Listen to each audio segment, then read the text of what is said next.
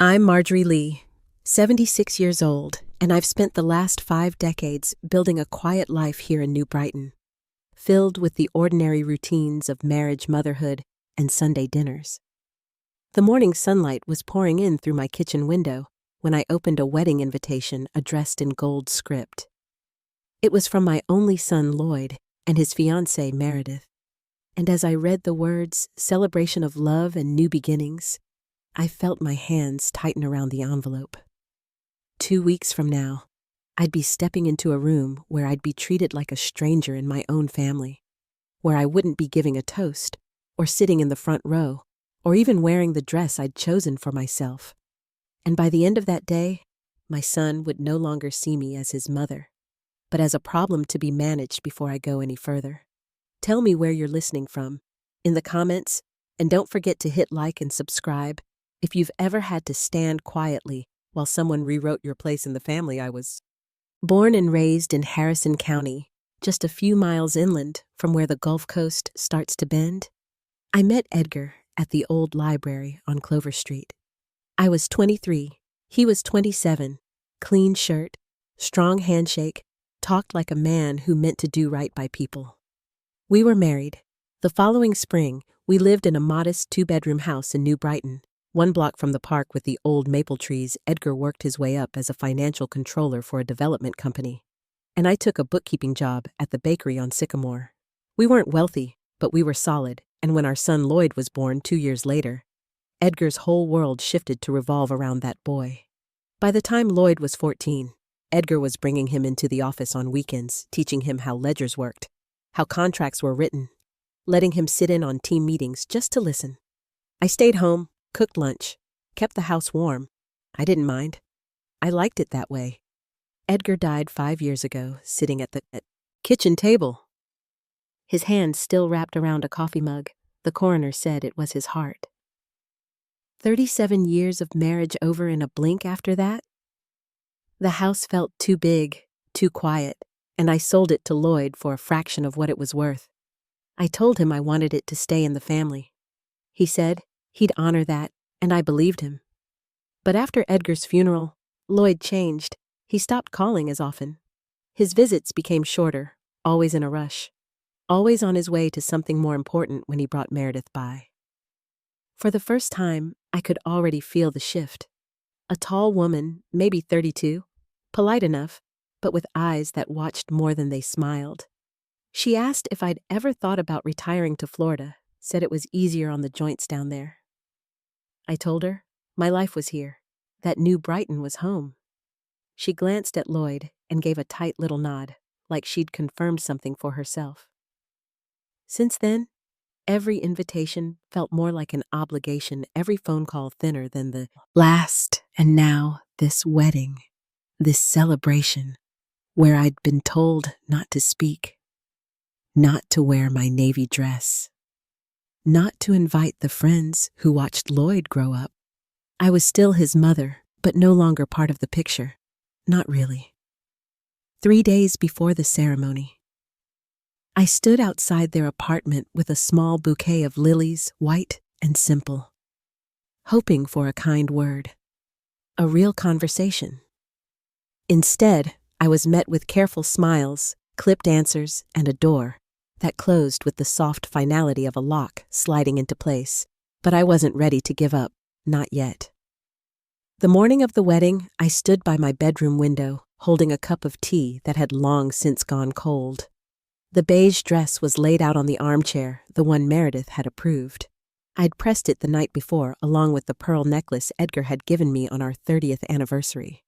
I'd told myself I wanted to look dignified, but the truth was, I didn't want to give them any more reason to say I'd done something wrong. By 1 o'clock, the cab pulled up to take me to the river garden. The driver was kind, asked if it was a family wedding. I nodded, but didn't say much.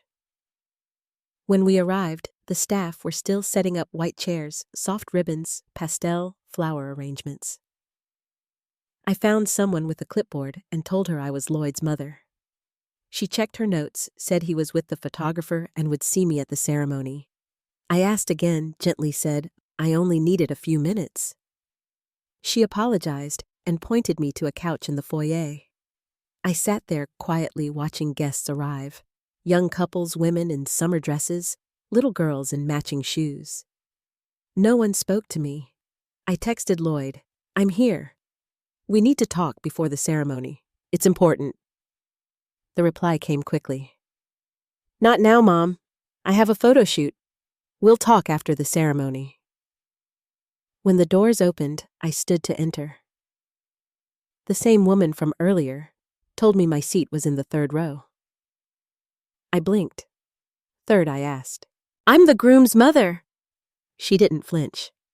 "That's what we have on the chart. The front row is for the bride's family and special guests." I nodded and walked in without saying another word. The ceremony room was beautiful. Pale fabric draped from the rafters, soft music playing, everything polished and intentional. I sat beside two older women I didn't recognize. They introduced themselves as Meredith's great aunts from Maryland. When Lloyd walked in with his best man, I tried to catch his eye. He glanced at me, briefly, gave a small nod. No smile. Then Meredith entered, all lace and tulle, her arm linked with her father's. She looked every bit the picture she'd wanted to be. Her eyes scanned the crowd, and when she passed my row, I saw the flicker tight and sharp, just for a second. It was enough. The ceremony was short. Vows, rings, kiss. The crowd clapped politely. I sat with my hands folded in my lap. Afterward, we moved into the reception hall for cocktails. There was a string quartet near the window, trays of hors d'oeuvres, and waiters with champagne. I took a glass and stood quietly by the wall, watching guests move from group to group. Meredith and Lloyd made their rounds, hugging friends, laughing with cousins. I waited. I assumed they'd eventually come to me. But instead, Meredith drifted over to a small cluster of young women by the column, and I overheard my own name. "How does it feel?" Mrs. Bington, one of the girls, teased, raising her glass. Meredith laughed. "It's strange hearing it out loud, but I could get used to it." Another one asked, "What about the original Mrs. Bington?" Meredith smiled. "Oh, Eunice. She's tucked away in the third row just like we planned. Didn't try to interfere." The girls giggled. "Of course she did," Meredith added. "Called every day, offered to help, offered to pay. I kept her at a distance. What about Lloyd?" "He's on my side," she said. I explained how she still sees him as a little boy, always second-guessing him. "He gets it." Someone leaned in. "So what now? You move?" Meredith nodded. "To Portland. Away from all this. Away from Mommy." I felt the glass in my hand shift slightly. I wasn't angry. I wasn't surprised. I just walked back into the banquet room and found my seat near the far corner. I didn't eat much during dinner. Didn't say much either. The music started, and eventually Lloyd made his way over to the bar. Meredith was busy talking with the photographer. This was my chance. I walked over slowly, careful not to draw attention. "Lloyd," I said, "can I talk to you for a minute?" He turned. "Mom, is something wrong? We need to speak. Alone." He looked around, then nodded. We stepped near one of the windows. "She said awful things about me," I said plainly. "Things that aren't true." He hesitated.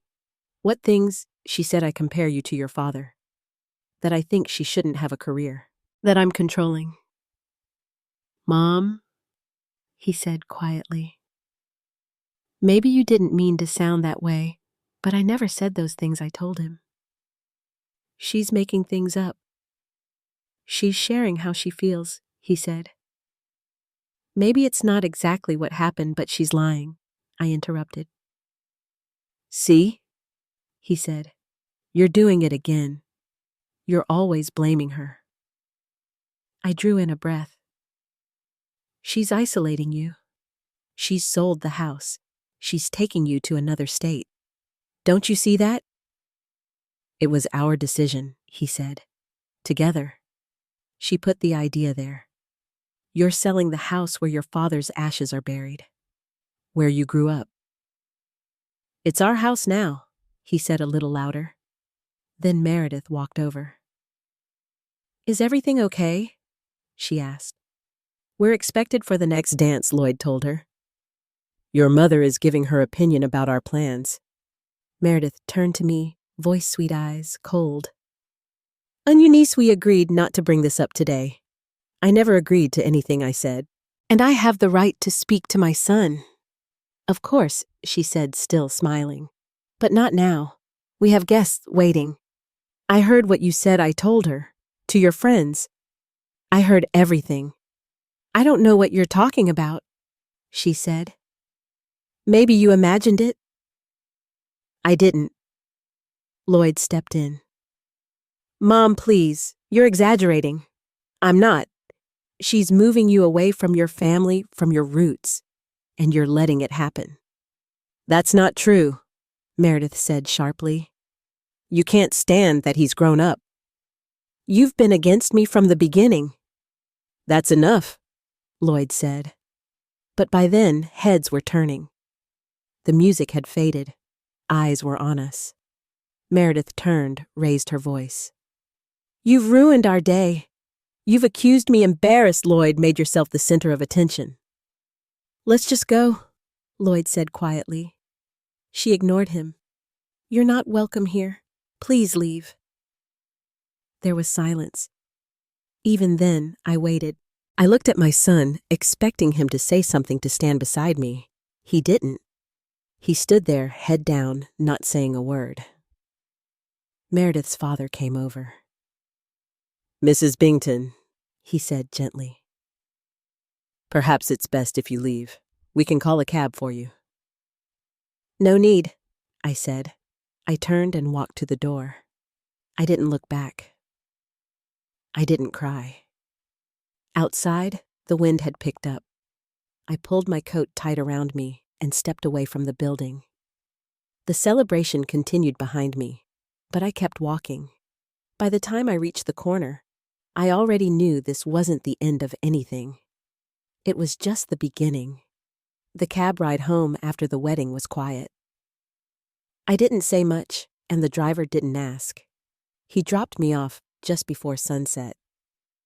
The sidewalks were empty, and the streetlights were starting to flicker on.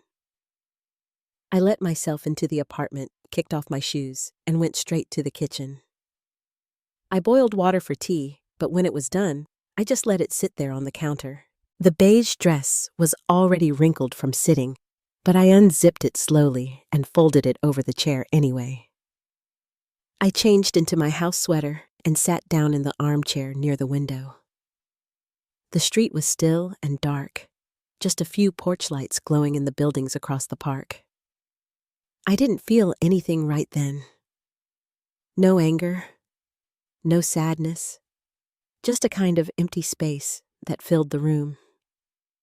Later that night, I pulled out one of the photo albums, the big leather one with the cloth corners.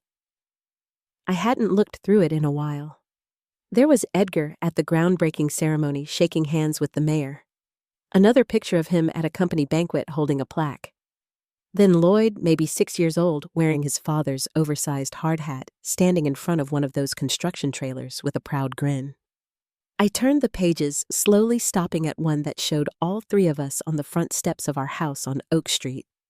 The one they'd sold, the one where I'd planted roses after Edgar passed. I went to the closet in the hallway, opened the second door, and reached behind the old coats. The safe was still there, the code the same. Inside, beneath some birth certificates and insurance papers, was a manila folder. I carried it to the kitchen table. I'd found the documents a year before Edgar died. I'd been looking for our life insurance paperwork when I stumbled across them in a drawer he usually kept locked. I remember standing in the hallway that night flipping through the pages. They were contracts, cost breakdowns, internal memos, all tied to a development called Sunset Hills. I didn't know what I was looking at right away, but once I did, I didn't ask him about it for weeks. When I finally did, Edgar didn't deny anything. He said they'd had to cut costs to meet the deadlines that everyone in the company was doing it, and that saying no would have meant losing his job.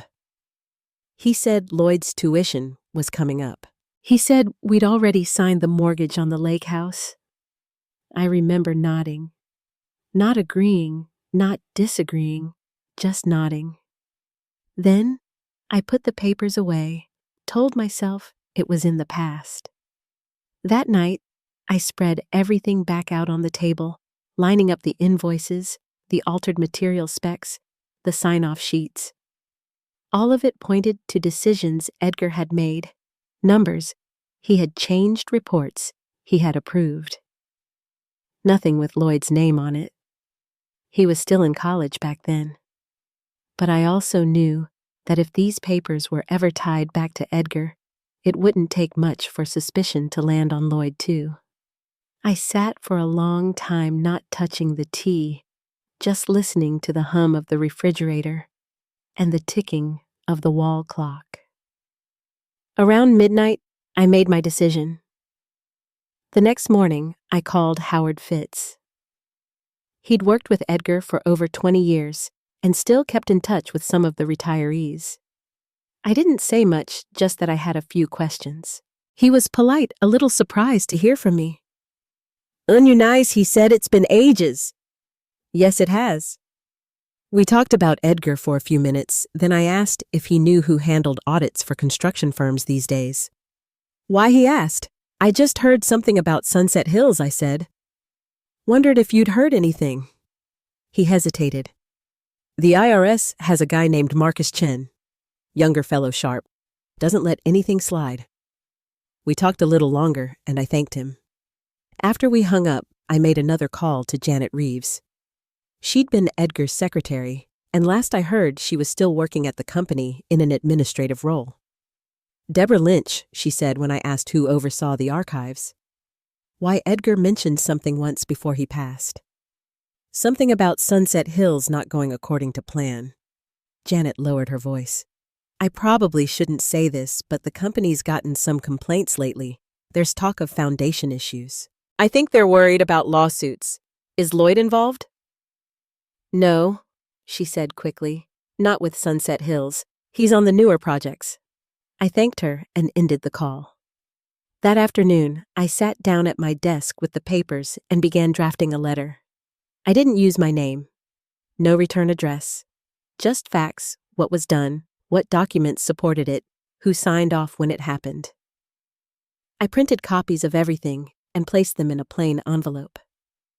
I addressed it to Marcus Chen at the IRS office downtown. I didn't rush to the mailbox. I walked there, slowly stepped inside, and slid the envelope into the slot. Later that evening, I opened my laptop and looked up the dental clinic where Meredith worked. Bright Smile Dental. I found her photo on the Meet Our Team page, smiling behind the front desk, captioned, "Ensuring a seamless experience for all our patients." The next day, I went to an internet cafe. I created a temporary email account and sent a message to the clinic from a fake name. I said I was a recent patient, that Meredith had gotten the insurance paperwork wrong, that she was rude, that it made me question whether I'd return. Then I created another email, and another. 5 in total. Different complaints. Same target. I also posted on a few review sites. Not hateful things, just enough to raise doubt. Wrong appointments, billing errors, cold demeanor, that kind of thing.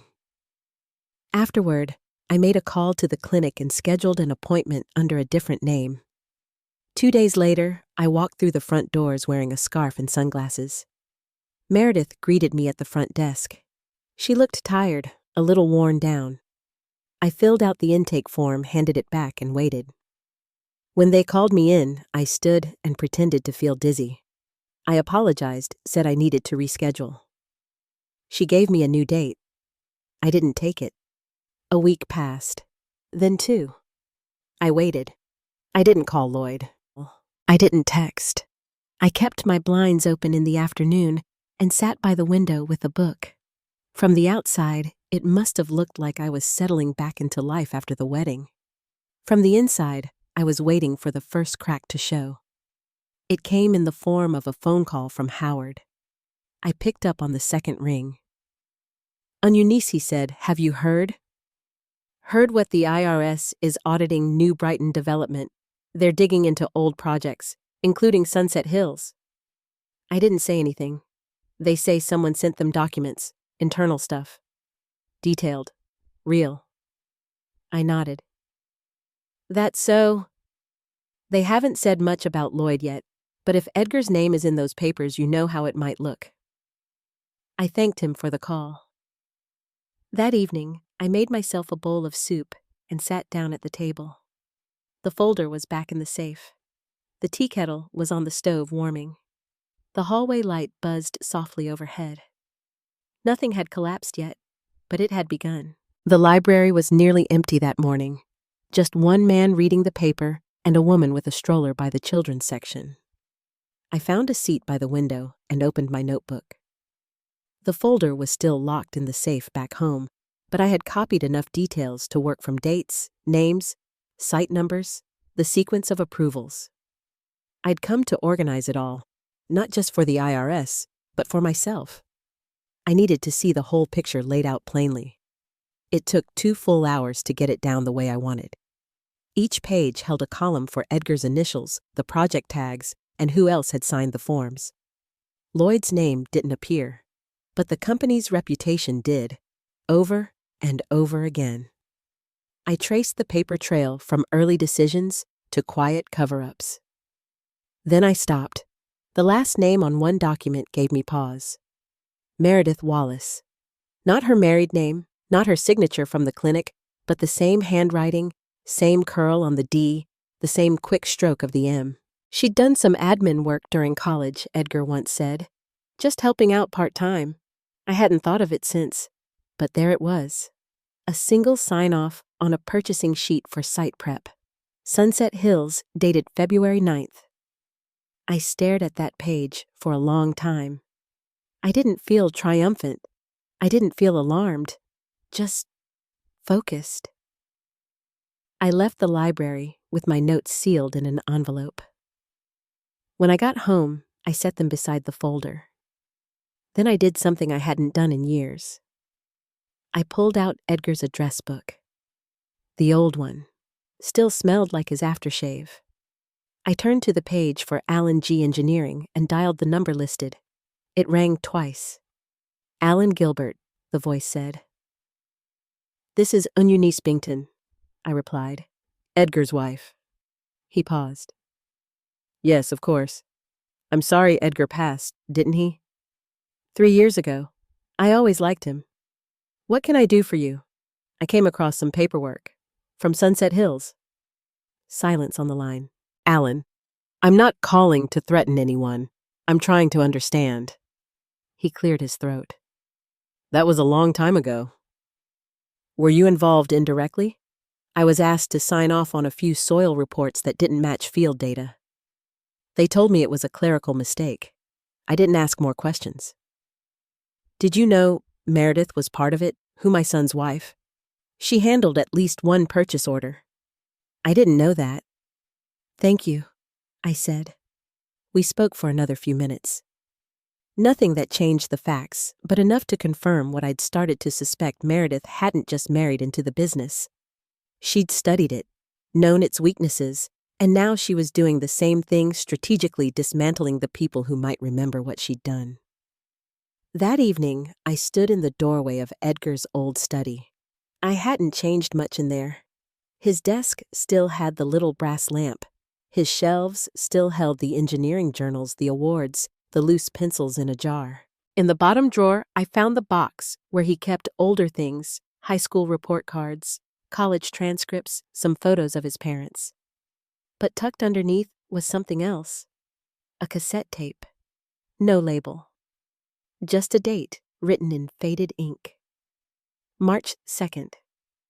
I brought it to the kitchen and pulled out the old player we used for recording church services back when Edgar served on the committee. It still worked. The tape clicked into place and I pressed play.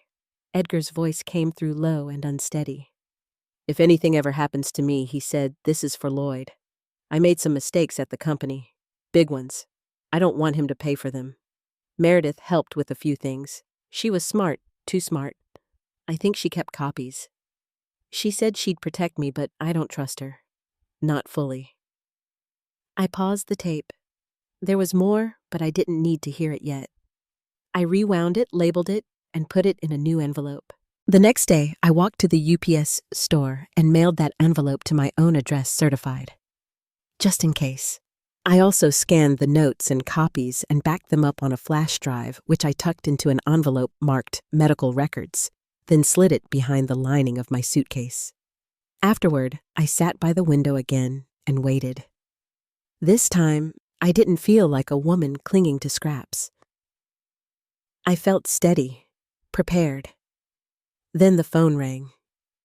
It was Lloyd. "Mom, he said I need to ask you something." "All right. Did you talk to anyone about Dad's old projects, why there's an audit?" "They called me into a meeting. It's about Sunset Hills." I stayed quiet. They didn't accuse me of anything he said, but they asked a lot of questions about how I got promoted, whether Dad coached me on approvals, and what did you say that I was in school during most of that, which is true, but they said some of the old files were anonymous, unmarked envelopes. "I see. Mom, did you send something?" "Why would I don't know, but you're the only one who still has his files." I didn't respond. "Meredith thinks it's retaliation," he said. "She said the wedding made you angry." "She's wrong." He let out a breath. "Is there something I should know about her?" "You should come by," I said. "I'll make coffee." There was a pause. "Then I'll think about it." The call ended. That night, I laid everything out again. The folder, the cassette, the flash drive. I moved slowly like I was setting a table, not building a case. I knew what I was doing wasn't about revenge. It was about making sure no one else got swept under because someone else wanted to stay clean. The last thing I did before bed was print a photo. It was from Lloyd's second-grade play. He'd worn a cardboard star on his head and smiled like he was 10 feet tall. I tucked it in the folder.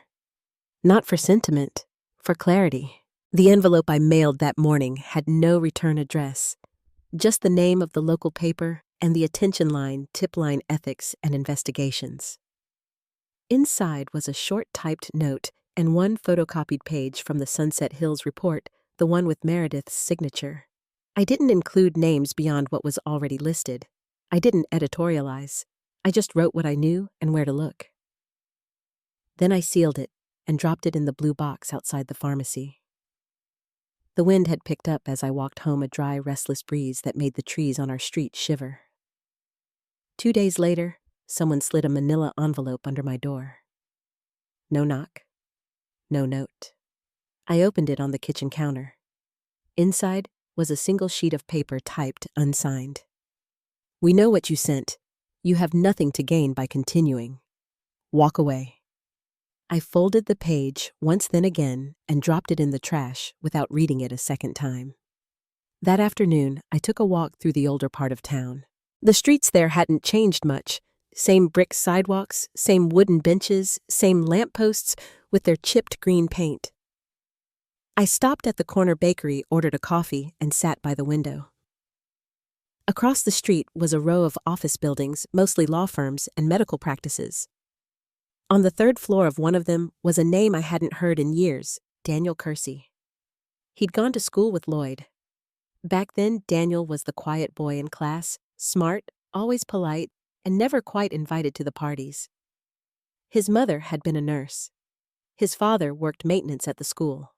The last I heard, he was working as a private investigator. I finished my coffee, crossed the street, and took the elevator to the third floor. The hallway smelled faintly of cleaning spray and floor wax. I knocked once on the door marked Kersey Investigations and waited. He answered it himself. "Mrs. Bington," he said, surprised but warm. It's been a long time. I nodded. Do you have a minute? He stepped aside. Of course. His office was small. 2 chairs, a desk, a cabinet, and not much else. I sat across from him, opened my purse, and handed him a copy of the audit notice and a page from the Sunset Hills file. I need help, I said. Not for me, for the truth. And I think you're the one person I can trust to follow it quietly. He looked over the documents. You're not trying to clear someone's name, are you? No. I'm trying to stop someone from scrubbing their own. He studied my face, then nodded. What exactly do you want me to do? Start with the financials. If Meredith kept copies of anything off the books, payments, contracts, private accounts, I want to know. I also need to know who else she's talked to in the last 6 months. Anyone from the old firm. Anyone from Edgar's circle. He tapped his pen against the paper once. I'll start tonight. That evening, I found myself watching the news on low volume. Not because I expected a story to break, just to hear voices that didn't ask anything of me. Around 9 o'clock, I checked my email and found a single message in my inbox. No subject line. Just a short sentence.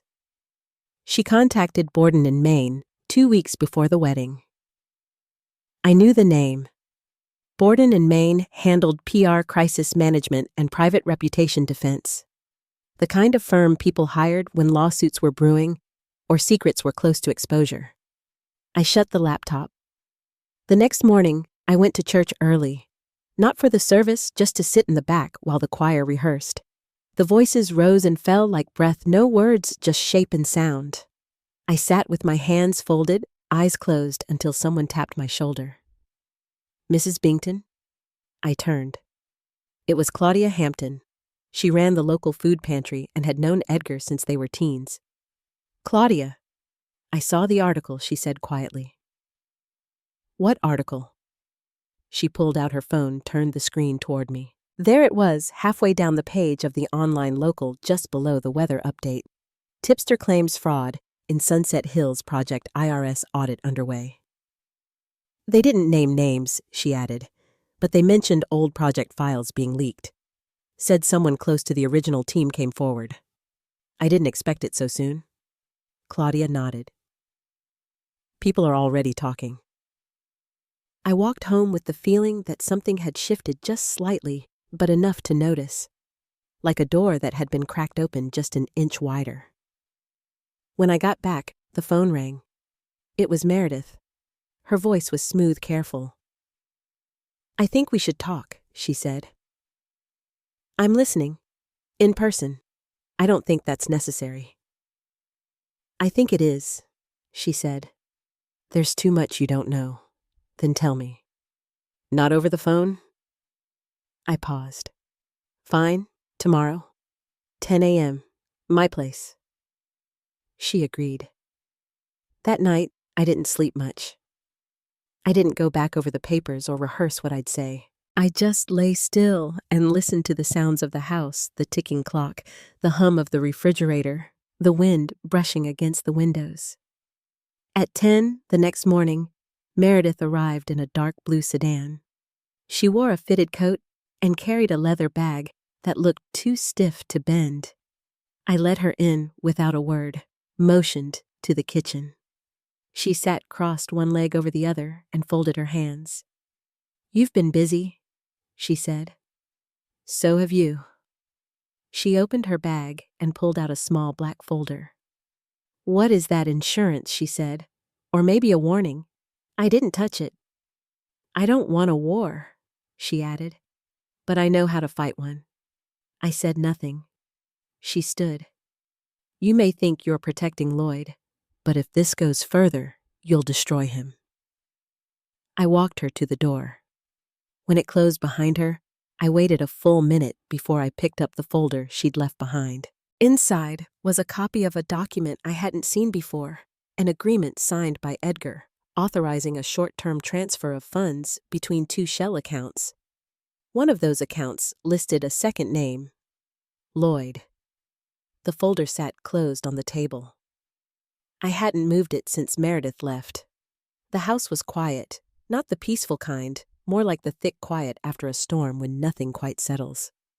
I didn't open it right away. Instead, I walked the length of the kitchen, twice rinsed out the coffee pot, folded a dish towel that didn't need folding. Finally, I sat down, opened the folder again, and looked at the document more carefully. It was dated nearly 2 years before Edgar passed. The paper was clean, the ink fresh.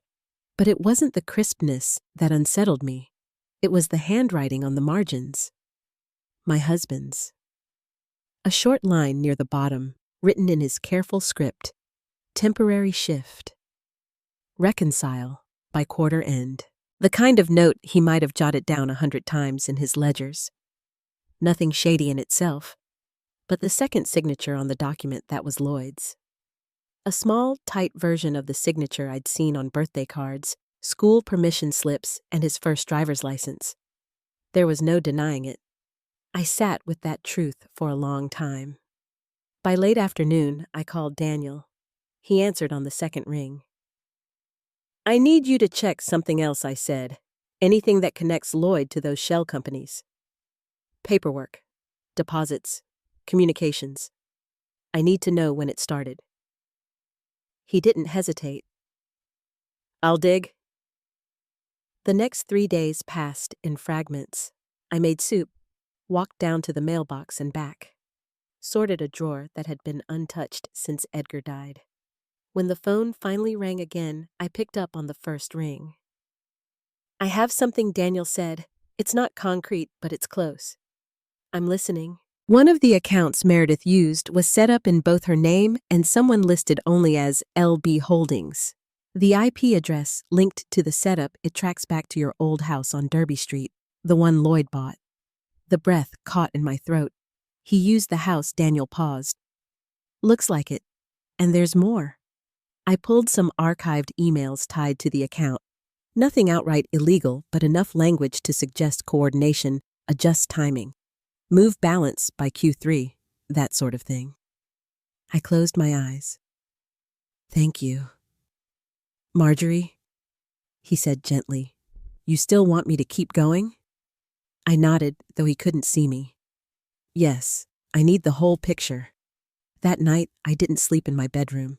I stayed downstairs, on the couch, an old quilt pulled over my knees. At some point, I must have dozed off because I woke to soft knocking just before sunrise. 3 short taps, then silence. I opened the door. It was Lloyd. His face was pale eyes, red-rimmed. He didn't wait for an invitation. He stepped inside and stood just past the threshold, shifting from foot to foot. "I talked to Meredith," he said. I nodded. "She told me what she showed you." I said nothing. "It's not what you think." I waited. "She told me she had a way to streamline the project," he said, using his fingers to quote. "Said it was just a formality, temporary account routing. Said Dad had signed off on something similar years back." "You signed it, Lloyd?" He looked down. I didn't read it carefully. "You moved money." He swallowed. "I thought it was above board. I swear." I studied his face. There was a tremble in his jaw, the same one he had when he lied as a child. I remembered it clearly after he broke the neighbor's window after he took money from my purse in high school. It was still there. "I need to ask you something," I said steady. "Was this why you bought the house, to keep me quiet? To keep your name off the audit?" He looked up, eyes wide. "No. I wanted to help you. After Dad died, I thought you needed somewhere secure." I held his gaze, "And that's why you and Meredith tried to move me to Florida." He didn't answer. For a moment, the only sound in the room was the refrigerator humming. "I didn't want this to happen," he said finally. "I didn't know it would get this big." "It was never small," I said. He turned toward the door. "I'll fix it." How? I don't know yet, but I will. He left without another word. The next day, a certified envelope arrived from Borden in Maine. Inside was a formal letter requesting a conversation phrased delicately but firm in tone. They were monitoring ongoing concerns regarding confidential documents, and they hoped to avoid escalation. I placed the letter in the drawer beneath the phone. I didn't need to respond. That evening, Daniel sent a single image by email, a screenshot of an internal communication between Meredith and a third party I didn't recognize. The message was simple. If this goes public, she'll be a liability. You need to remove her from the property by end of month.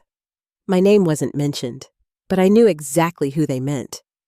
I printed the email and slipped it into the accordion folder with everything else. It sat beside the fruit bowl on the kitchen counter, held shut, with 2 thick rubber bands and a paperclip bent into place.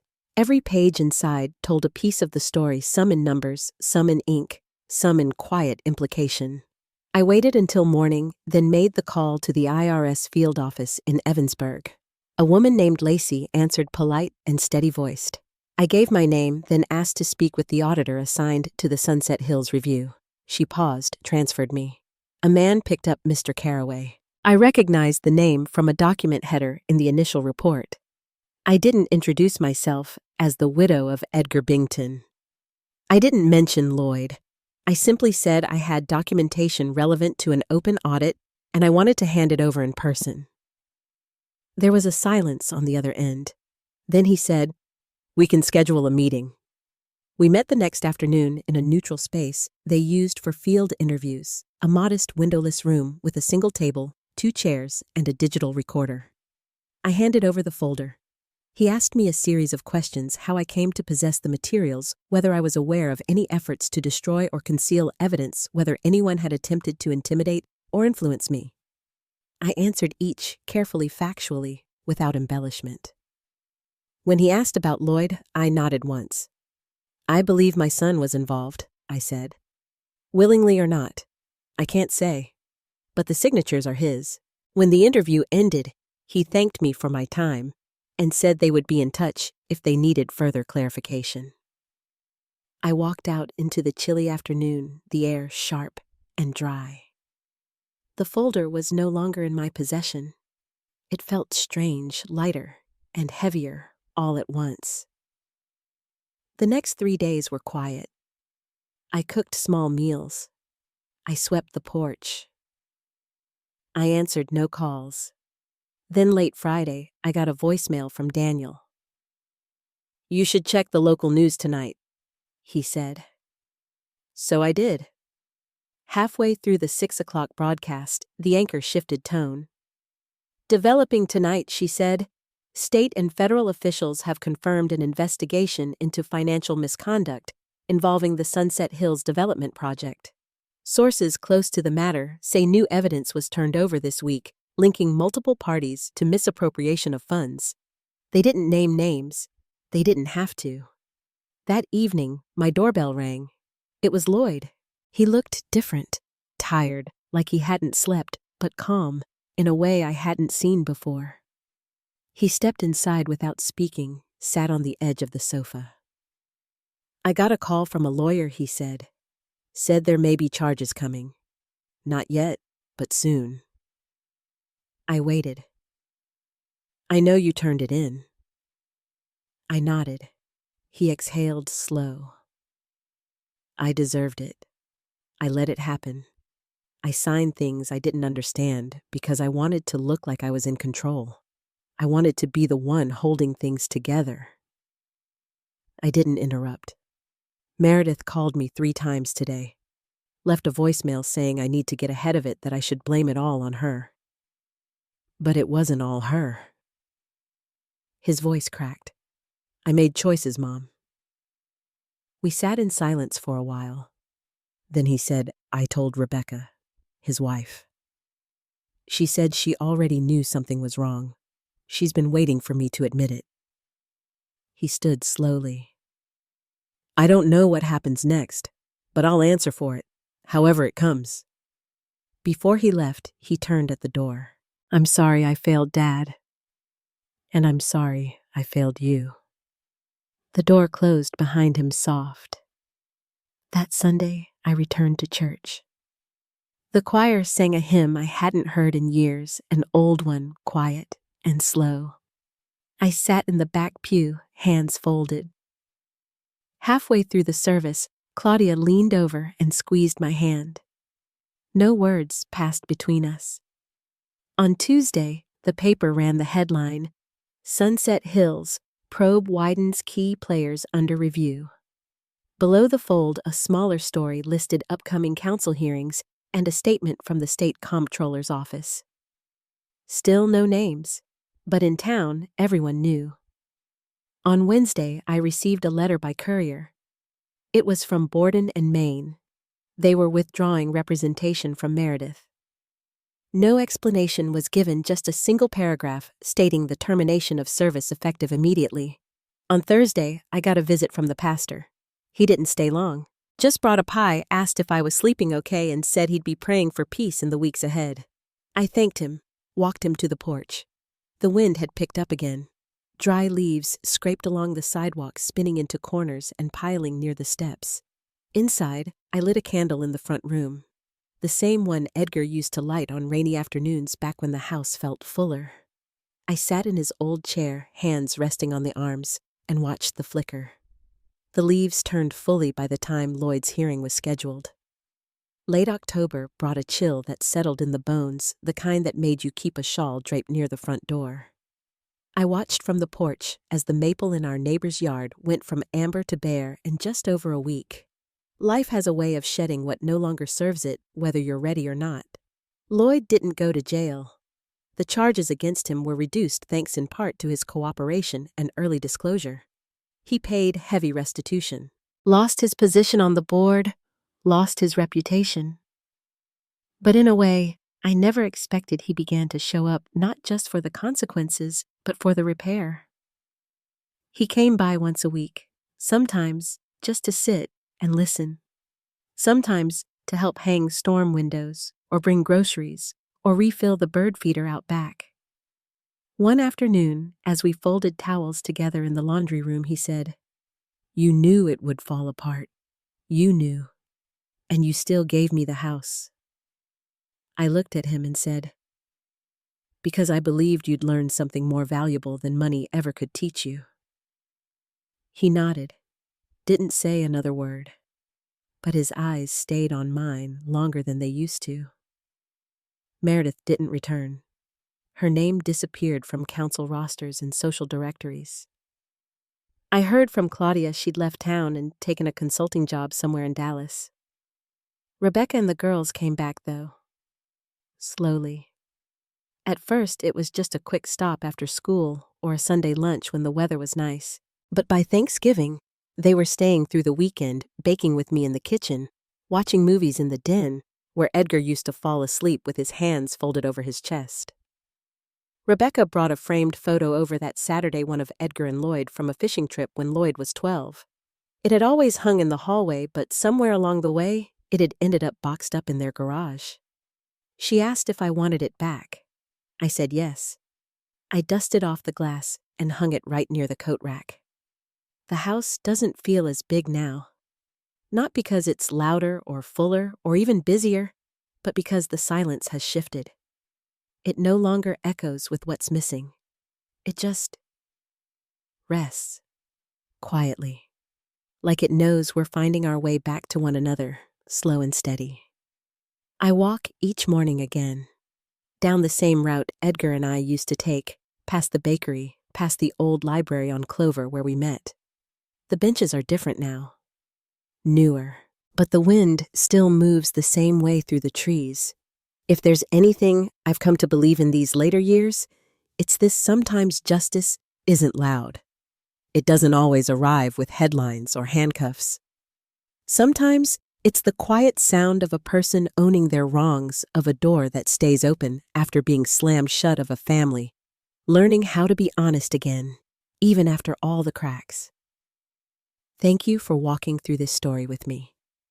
If it reminded you of anything, any silence you've carried, or any healing you've made room for, feel free to share it in the comments.